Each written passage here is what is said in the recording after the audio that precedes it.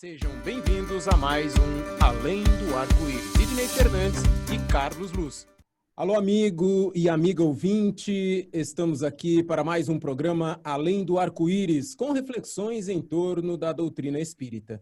Rogamos ao Senhor da vida, abençoe nossos propósitos de bem servir.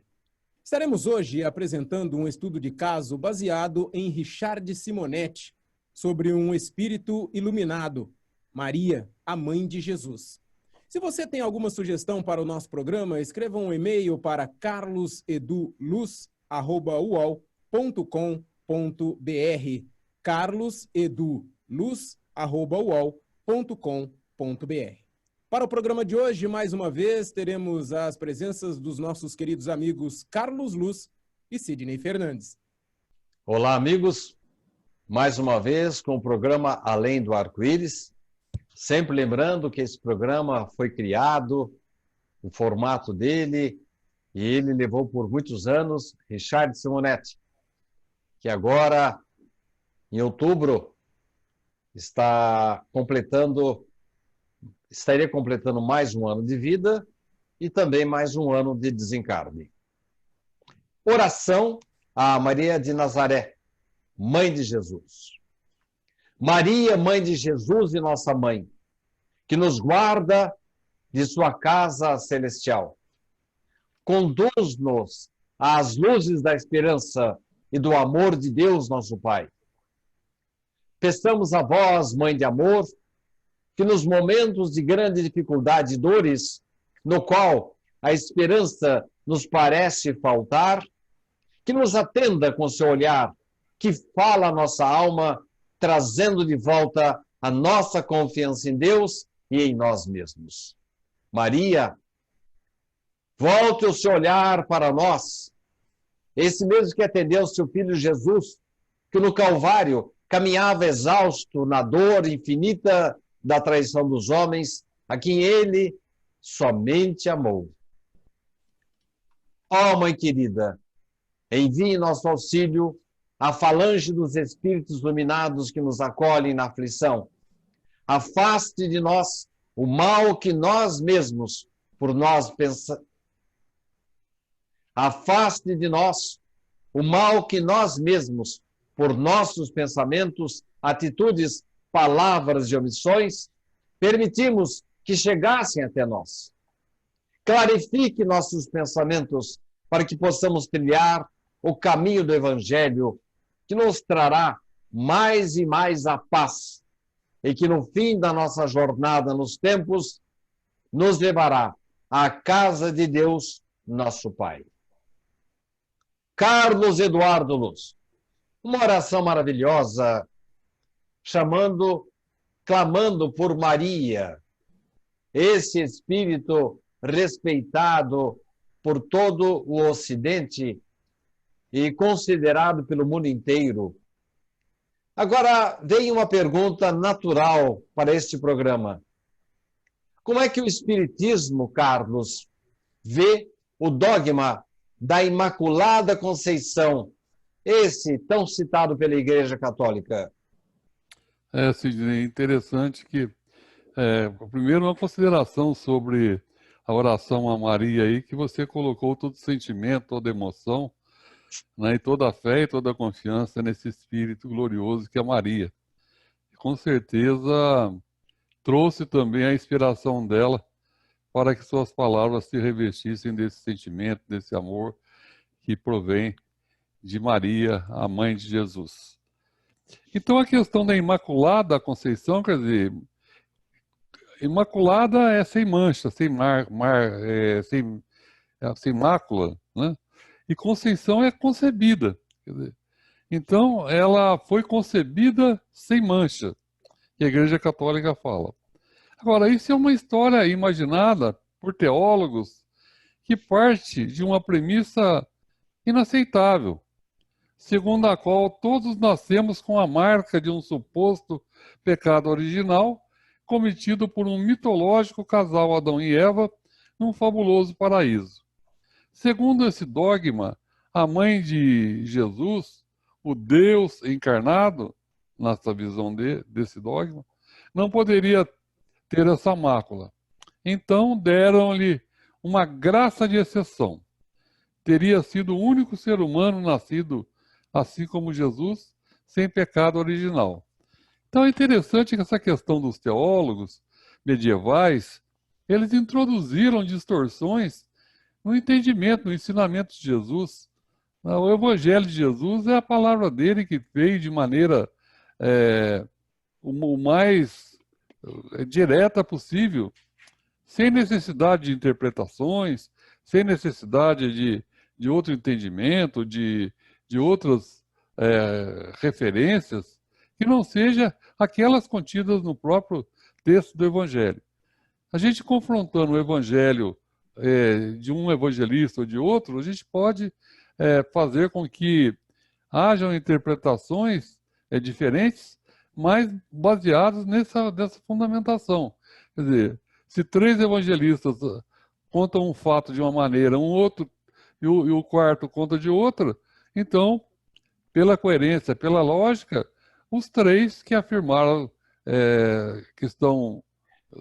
que têm a mesma afirmação, que têm a mesma história, é essa que deve ser a que mais se aproxima do fato acontecido. E o quarto evangelista que colocou aquela outra versão, a gente pode colocar por conta de traduções, interferências de copistas que eram feitos, os livros eram feitos à mão, eram copiados, e aí introduziram erros.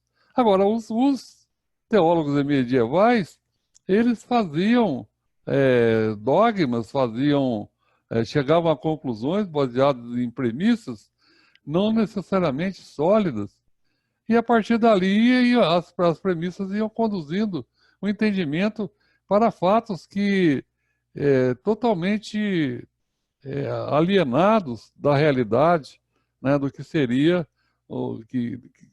coerente. Então essa questão da Imaculada Conceição foi isso. Eles concluíram que Jesus era Deus. E o próprio Jesus, contrariando as afirmações múltiplas que tem no Evangelho, dizendo que Jesus era o enviado de Deus, aquele que me enviou. Né? Então ele muitas vezes afirmava, eu sou o filho de Deus, falava, eu sou o filho do homem. Nunca Jesus se identificou com Deus, nunca afirmou que era Deus. Então algumas religiões cristãs ainda mantêm essa ideia de que Jesus era o criador do universo. Bom, então, concluindo esse nosso raciocínio, então Maria, ela não foi criada sem pecado, né? Primeiro, porque essa concepção de que seria pecado uma relação sexual, e ela traria embutiria naquela concepção da criança um pecado que seria um pecado de Adão e Eva, um pecado de terceiros. Aí vem uma outra incoerência, porque na nossa justiça, nós somos sempre responsáveis pelo que fazemos. Outras pessoas agindo não transferem quem agiu que é responsável pelo ato perante a lei dos homens. E a lei de Deus, sendo muito mais perfeita, ela não ia atribuir, então, o erro de nossos pais a nós, fazendo que nós nascêssemos sem pecado. Carlos, você discorreu bem esse assunto, eu tenho que respeitar a sua resposta, mas, ao mesmo tempo, eu tenho uma manifestação de Allan Kardec, na Revista Espírita, que confere a Marias, assim, uma situação muito importante. Um espírito que não precisaria pagar contas nenhumas, conta nenhuma. Ela teria sido convocada por Jesus para ser sua mãe, e seria um espírito assim, com uma condição muito parecida com essa citada pelos nossos irmãos de outras crenças. Então, como é que a gente poderia dizer, Carlos, isso que você falou trataria-se apenas de uma fantasia teológica? De maneira como se pretende, sim. Se considerarmos Maria como um espírito superior que transcendia as limitações de nosso planeta, diríamos que ela se apresentava imaculada naquela conjuntura. Na revista espírita que você fez referência, Kardec situa Maria como um espírito não comprometido com as mazelas humanas, que veio das esferas superiores para ser a mãe de Jesus. Jesus sendo o ser mais perfeito que esteve aqui no planeta, e Maria sendo a sua mãe, ela tinha que ser um espírito de altíssima evolução também. Então Maria veio dos altos níveis da espiritualidade num grau de perfeição que a gente aqui podia dizer que era sem mancha nesse sentido, sem mácula, né? Mas sem fazer nenhuma referência a pecado original, a casal mitológico, a situações que desvinculadas da lógica, né? Então Maria era, sim, um espírito de altíssimo nível de perfeição moral e intelectual, mas pelo seu grau de evolução que veio reencarnar aqui na Terra. Então ela, nesse aspecto, pode ser considerada, então, um ser sem mácula, sem mancha, um ser próximo da perfeição. Então quer dizer que a nossa concepção em relação a Maria não é muito diferente de outros irmãos de outras crenças. A única diferença é que nós, espíritas, entendemos que ela passou por todos os degraus evolutivos e não foi criada pura e perfeita. Mais ou menos aquela história dos anjos da guarda. Agora, você acabou de dizer aí que ela é imaculada. Essas manchas, dentre essas manchas que os homens tentaram isentá-la, faz parte desse processo, desse esforço de considerar Maria Imaculada, a Imaculada Conceição, a questão da virgindade de Maria, Carlos? Sidney, aí a imaginação daqueles teólogos medievais não tinha limite, né? Eles, matéria de criatividade para fazer uma literatura e depois incluir essa literatura falando que aquilo é de Deus, é uma coisa fantástica. Então, isso aí nós podemos dizer que é outra fantasia medieval inspirada no princípio que o mensageiro divino não poderia nascer de uma comunhão sexual num tempo em que o sexo era considerado algo pecaminoso e sujo. Então, dentro da cultura deles, do tempo deles, eles naquele tempo achavam que o sexo era uma coisa, era uma imundícia, era sujeira, né? Se a gente considerar que o sexo foi criado por Deus para a reprodução dos seres, né, inferiores da natureza, os animais, e nós, como seres humanos, né, o processo de reprodução, processo lindíssimo, uma perfeição, a questão da relação sexual entre um homem e uma mulher, né, em que a concepção se dá, é uma criação, né, do mecanismo evolutivo permitido por Deus, que é fantástico, né? Então isso aí não tem nada de errado, de pecaminoso, de sujo, né? Tudo é uma criação de Deus. Então, falar que Maria era virgem, que ela era mãe e era virgem, tudo isso aí são fantasias que tinha na cabeça desses teólogos que viviam no seu tempo, né? Então, esses teólogos inclusive, ficaram depois embasbacados, né? Porque naquela época a morte era, vamos dizer assim, uma consequência do nosso pecado original. Então, se Maria não tinha o pecado original, ela não poderia morrer. E aí tiveram que criar uma outra situação, né? A de que ela não morreu, né? Ela transportou-se de corpo e alma para o céu. Enfim, uma mentira puxa a outra, né? Mas, Carlos, você falou agora aí que Maria não teria que necessariamente não ter tido conjunção carnal. Afinal de contas, quem que foi o pai de Jesus? Foi José? Sem dúvida, né, Cícero? É fora de propósito supor que o próprio Criador houvesse fecundado Maria na pessoa do Espírito Santo. Jesus era filho de José e possivelmente tinha irmãos, como sugerem os textos evangélicos. Inclusive ele fala disso, né? Jesus. fala nisso, né? Que quem é minha mãe, quem são meus irmãos, né? Exato. Referindo-se. Alguns falam que eram primos, mas na verdade há uma corrente de que constata que Jesus teria tido irmãos mais novos do que ele. Sim. E Olha, essa, desculpe. só complementando, Sidney, essa ideia de que irmãos e primos é porque, nesse aspecto, o aramaico, ele era pobre, né? E não tinha uma palavra que diferenciasse irmão e primo. Então daí gerou essa confusão aí.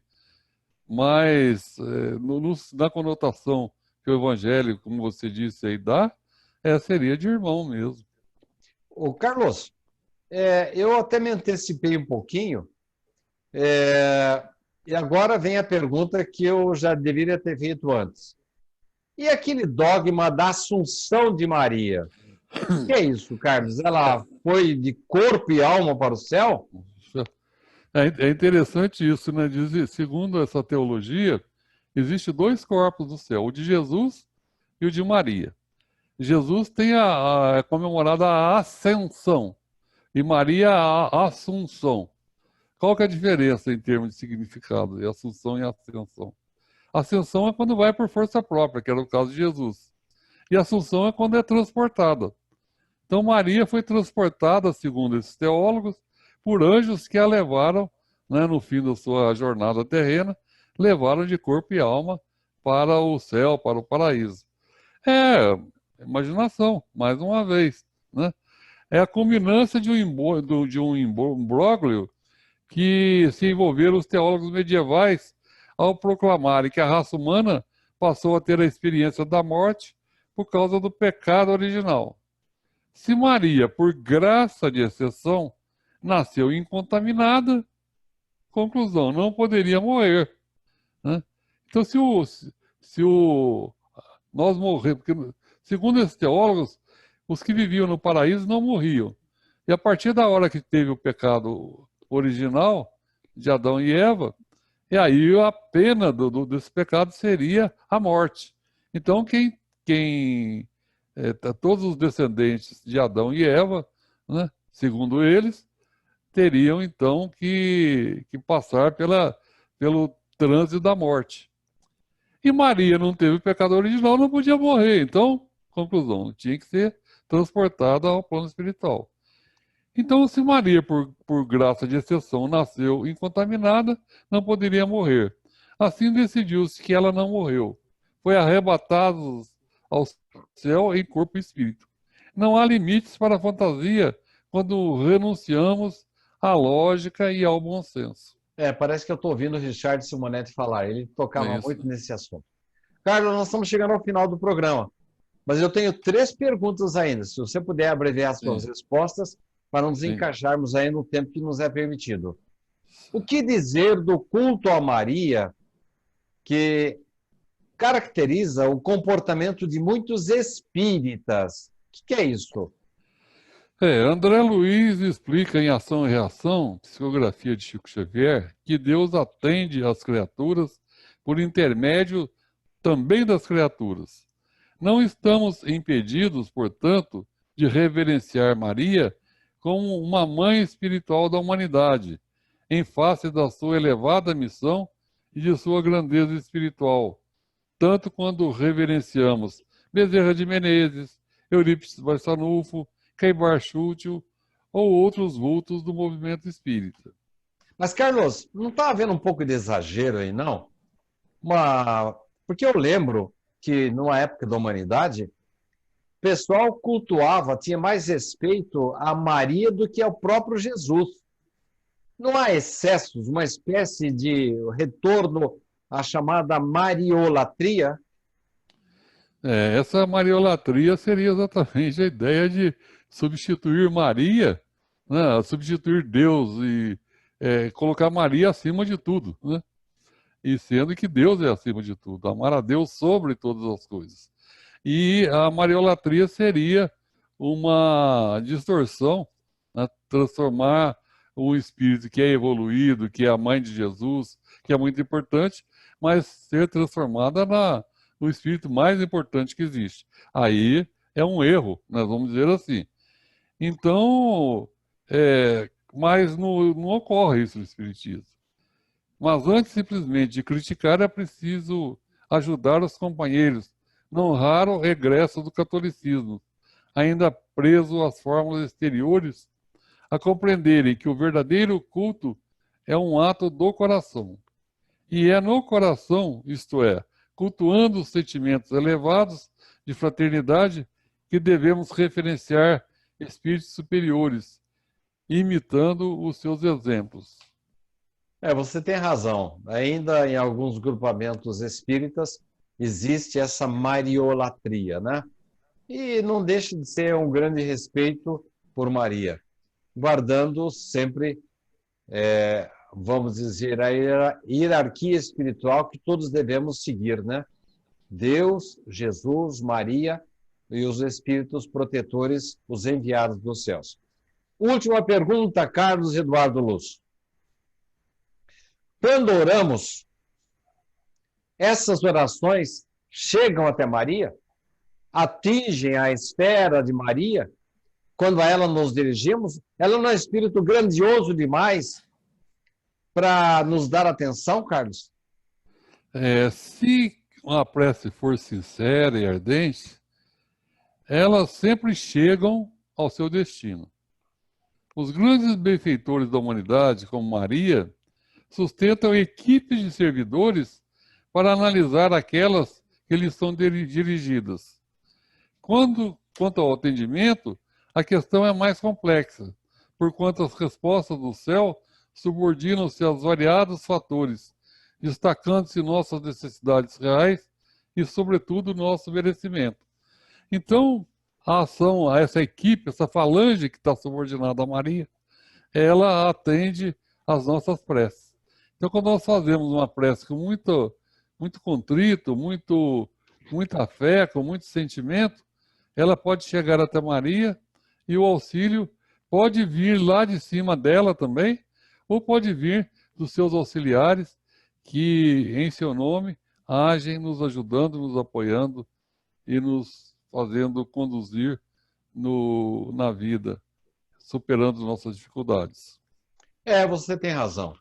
Geralmente, no meio espírita, a gente costuma ficar orando, pedindo ajuda de Bezerra de Menezes, e é um tal de puxar para cá, puxar para lá, todo mundo ao mesmo tempo pedindo por Bezerra, e é claro que ele atende todas as nossas orações. Mas de que forma? Como você falou aí, com equipes de servidores que analisam as nossas petições e elas são atendidas ou não, dependendo das nossas necessidades reais e do nosso merecimento. Carlos, muito obrigado pela sua atenção, pela sua participação, pela redação do nosso programa e o nosso respeito também a Richard Simonetti, que nos legou esse programa e ainda continua presente através das suas páginas, dos seus livros. É com você, José Aparecido Té Oliveira, para o encerramento do programa Além do Arco-Íris de hoje. Obrigado, Sidney, obrigado, Carlos, e obrigado você que acompanhou mais um programa Além do Arco-Íris. Desejamos que tudo corra bem e na próxima semana estaremos de volta para mais um programa juntamente com os amigos aqui. Muito obrigado. Até lá. Sejam bem-vindos a mais um Além do Arco-Íris. Sidney Fernandes e Carlos Luz.